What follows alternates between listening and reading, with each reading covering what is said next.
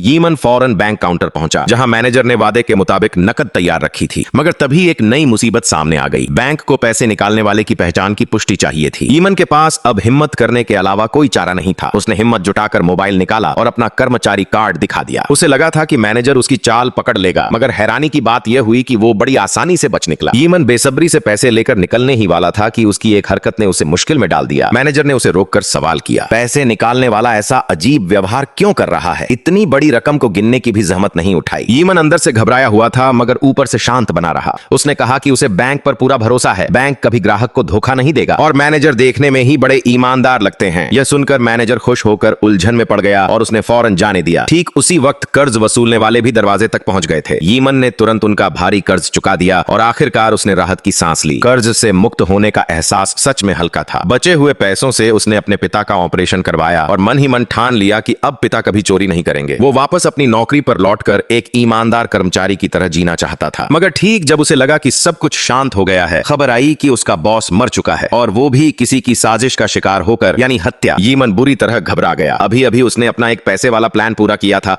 फिर बॉस अचानक कैसे मर गया? मगर चाहे उसकी मौत का उससे कोई लेना देना हो या न हो, अब वो बड़े खतरे में फंस चुका था। सिक्योरिटी वालों ने पूरी बिल्डिंग सील कर दी थी और पुलिस भी रास्ते में थी। एक बार जांच शुरू हुई तो बॉस के कंप्यूटर में भेजा गया वो वायरस वाला ईमेल जरूर सामने आ जाता और वहां से सूत्र खींचते हुए उसके एक पैसे वाले राज तक पहुंचना तय था। यही सोचकर उसे बॉस को भेजा गया ईमेल तुरंत डिलीट करना था। मगर बदकिस्मती से उसका लैपटॉप घर पर ही रह गया था और बिल्डिंग से एक मक्खी तक बाहर नहीं जा सकती थी। घर जाकर लैपटॉप लाना नामुमकिन था। उसने खुद को शांत करते हुए एक और तरकीब सोची। चौथी मंजिल के सर्वर रूम से भी वो ईमेल डिलीट किया जा सकता था, मगर वहां चप्पे चप्पे पर पहरा था। सिर्फ बैंक के बड़े अधिकारियों के फिंगरप्रिंट से ही अंदर जाया जा सकता था, और वो तो एक मामूली कर्मचारी था। लगा जैसे यह रास्ता भी बंद हो गया। इस भारी मानसिक दबाव में यीमन को उल्टियां होने लगीं। जब उसे लगा कि अब कोई उम्मीद नहीं बची, तभी एक अधिकारी पेट खराब होने की वजह से भागते हुए वॉशरूम में घुसा और उसका बैग वॉश बेसिन पर छूट गया, जिस पर यीमन की नजर अचानक पड़ी। उसने चुपके से उस अधिकारी का मोबाइल उठाया और उस पर एक उम्मीद की किरण नजर आई। मोबाइल स्क्रीन पर बचे उसके फिंगरप्रिंट के निशान। पुलिस के पहुंचने से पहले उसे इसी फिंगरप्रिंट की मदद से लिफ्ट अनलॉक करके चौथी मंजिल के मेन सर्वर रूम तक पहुंचना था, ताकि अपने जुर्म के सबूत मिटा सके। मगर ठीक उसी वक्त वही अधिकारी फोन पर बात करता हुआ वहां आ पहुंचा। अगर उसने यीमन को देख लिया तो जेल जाना तय था। यीमन बुरी तरह घबराया हुआ बार बार अनलॉक करने की कोशिश करता रहा। किस्मत से ठीक उस अधिकारी के पीछे मुड़ने से एक सेकंड पहले लिफ्ट अनलॉक हो गई और दरवाजा बंद हो गया। चौथी मंजिल तक तो वो पहुंच गया, मगर सर्वर रूम में घुसने के लिए एक एंट्री कार्ड प्रिंट करना जरूरी था। उसने फिर उसी मोबाइल के फिंगरप्रिंट फिल्म से लॉक खोला और मैनेजमेंट कंप्यूटर रूम में घुस गया। सबसे पहले उसने सीसीटीवी फुटेज डिलीट की, फिर बिल्डिंग के सारे कैमरे बंद कर दिए, मगर इससे तुरंत सिक्योरिटी को शक हो जाता।